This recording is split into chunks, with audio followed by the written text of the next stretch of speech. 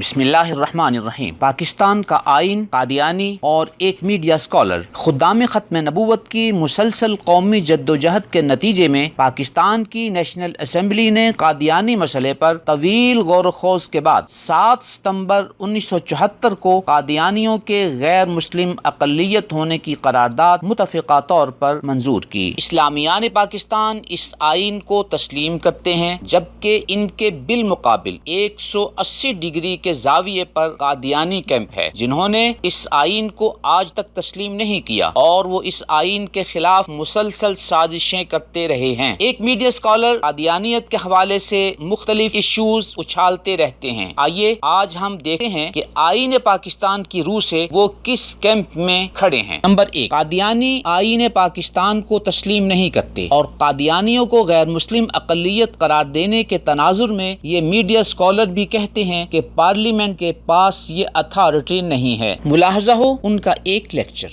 اور ایسا بھی ہے کہ تمام مسلمان صحیح نہیں سمجھتے۔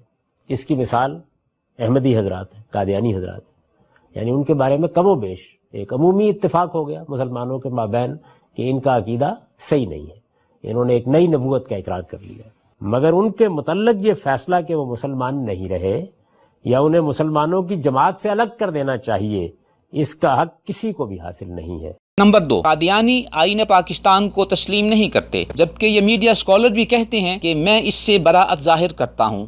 تو یہ بیچارے جن کا یہ آپ مقدمہ بیان کر رہے ہیں، یہ تنہا اگر تو مجرم قرار دینا ہے تو میں اس سے براعت ظاہر کرتا ہوں۔ ناظرین فیصلہ کریں کہ پاکستان نیشنل اسمبلی کے اختیارات پر سوال اٹھانا اور قادیانیوں کو غیر مسلم اقلیت قرار دینے کے فیصلے سے براعت ظاہر کر کے یہ میڈیا اسکالر کس کیمپ میں کھڑے نظر آتے ہیں، اسلامیان پاکستان کے کیمپ میں یا قادیانیوں کے کیمپ میں۔ نمبر 3، میڈیا اسکالر نے اپنی کتاب مقامات صفحہ 224 پر پارلیمنٹ کی بالادستی کے عنوان کے ذیل میں لکھا ہے کہ اسلام اور جمہوریت دونوں کا تقاضا ہے کہ پارلیمنٹ کے فیصلوں کے سامنے عملاً سر تسلیم خم کر دیا جائے۔ وہ آگے چل کر لکھتے ہیں کہ اس میں صرف ایک استثناء ہے اور وہ یہ کہ مجھے خدا کی نافرمانی کا حکم دیا جائے، اس صورت میں البتہ میں اس فیصلے کو عملاً بھی رد کر سکتا ہوں، بلکہ میرا فرض ہے کہ رد کر دوں۔ ملاحظہ ہو مقامات صفحہ 225۔ کیا میڈیا اسکالر اپنے فالوورز کو بتا سکتے ہیں کہ پاکستان نیشنل اسمبلی نے 7 ستمبر 1974 کو قادیانیوں کو غیر مسلم اقلیت قرار دیا؟ آپ نے پارلیمنٹ کے اس فیصلے کے سامنے سر تسلیم خم نہیں کیا، بلکہ اس کے خلاف مسلسل لابنگ کر رہے ہیں۔ کیا میڈیا اسکالر اپنے فالوورز کو بتائیں گے کہ پارلیمنٹ نے قادیانیوں کو غیر مسلم اقلیت قرار دے کر آپ کو خدا کے کس ارشاد کی نافرمانی کا حکم دیا ہے کہ آپ آئین کے ایکٹ 1974 کو تسلیم کرنے کے لیے آمادہ نہیں ہیں، بلکہ مسلسل اس کے خلاف لابنگ کر رہے ہیں؟ محترم ناظرین، اب ہم آپ کو ایکٹ 1974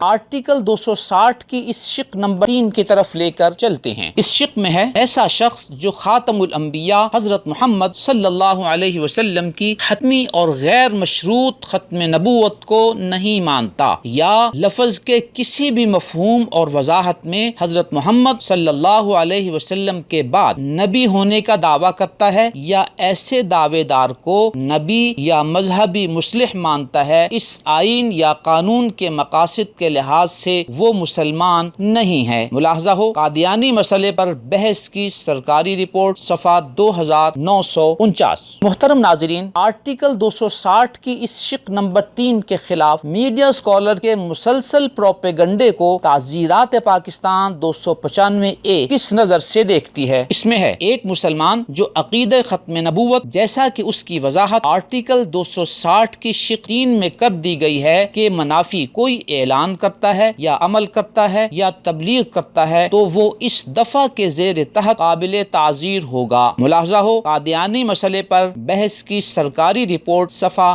2949۔ اب یہ فیصلہ ہماری عدالت اور متعلقہ اداروں نے کرنا ہے کہ موصوف میڈیا اسکالر 260 کی شق 3 کے منافی مسلسل اعلانات، لیکچرز اور تبلیغ و لابنگ کی وجہ سے قابل تعزیر ہیں۔ محترم ناظرین، اب ہم آپ کو ایک 1974 1974 کی توسیع کی طرف لے کر چلتے ہیں جو حکومت پاکستان نے 1982 میں کی تھی۔ اس میں درج ہے قادیانی گروپ یا لاہوری گروپ کے اشخاص جو خود کو احمدی کہتے ہیں غیر مسلم کے طور پر حیثیت تبدیل ہوئی ہے اور نہ ہوگی، اور وہ بدستور غیر مسلم ہیں۔ وضاحتی فرمان کے بعد عام حالات میں اس مسئلے کی نسبت چیمی گوئیوں کا سلسلہ بند ہونا چاہیے تھا، مگر بائی ہما چند مفاد پرست عناصر حقائق کا رخ موڑ کر اس ضمن میں بے چینی اور بے اطمینانی کی فضا کرنے میں بدستور کوشاں نظر آتے ہیں۔ ان عناصر کی ریشہ دوانیوں کا مؤثر طریقے سے سد باب کرنے کی خاطر اس مسئلے کی مزید وضاحت و صراحت ضروری معلوم ہوتی ہے۔ آگے اس کا متن درج ہے، ملاحظہ ہو ملت اسلامیہ کا موقف صفحہ 235۔ اب میڈیا اسکالر کے فالوورز اور آئین کو نافذ کرنے والے اداروں نے حکومت پاکستان کی اس توسیع کی روشنی میں یہ فیصلہ کرنا ہے کہ موصوف میڈیا اسکالر اپنی ان سرگرمیوں کی وجہ سے ان مفاد پرست عناصر میں شامل ہیں یا نہیں جو